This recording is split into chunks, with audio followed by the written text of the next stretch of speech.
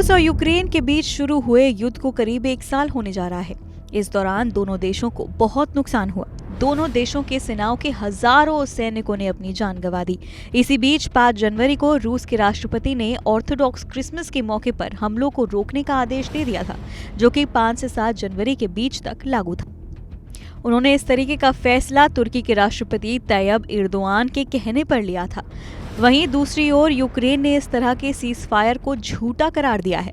AFP के पत्रकारों ने तो पूर्वी यूक्रेन की सीमावर्ती शहर में रूसी संघर्ष विराम शुरू होने के समय बमबारी और गोलीबारी की आवाजें तक सुनी थी। यूक्रेन के एक सरकारी अधिकारी ने बताया कि मॉस्को की सेना ने पूर्व में यूक्रेन के दूसरे सबसे बड़े शहर पर भी हमला किया था और ये हमला तभी हुआ था जबकि रूस ने वहां पर सीज फायर का ऐलान कर दिया था। कीव ने 8 जनवरी को कहा कि रूसी नेता पुतिन की ओर से अपनी सेना को ऑर्थोडॉक्स क्रिसमस पर हमलों को रोकने के एक तरफा आदेश के बावजूद 2 यूक्रेनियन मारे गए और कई लोग घायल हो गए।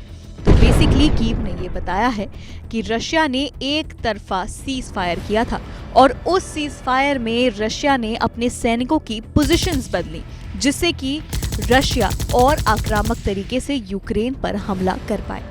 तो वो एक स्ट्रैटेजी के तहत ही सीज फायर किया गया था यूक्रेन के द्वारा।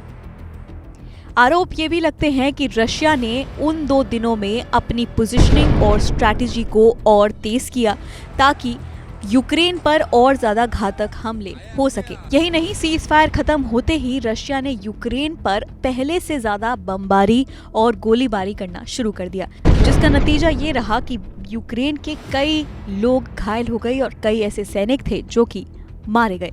कीव का कहना है कि रूस की ओर से सीज फायर को इस्तेमाल अपनी सेना को फिर से संगठित करने के लिए किया गया, क्योंकि कहीं ना कहीं इतने लंबे वॉर में रशिया की सेना जो है वो पीछे छूट रही थी और उनकी स्ट्रैटेजी कमजोर पड़ रही थी। फिलहाल इस रिपोर्ट में इतना ही। बाकी अन्य खबरें जानने के लिए आप देखते रहिए एबीपी लाइव। रशिया और यूक्रेन के बीच वॉर का अपडेट भी हम आपको इसी प्लेटफॉर्म पर देते रहेंगे।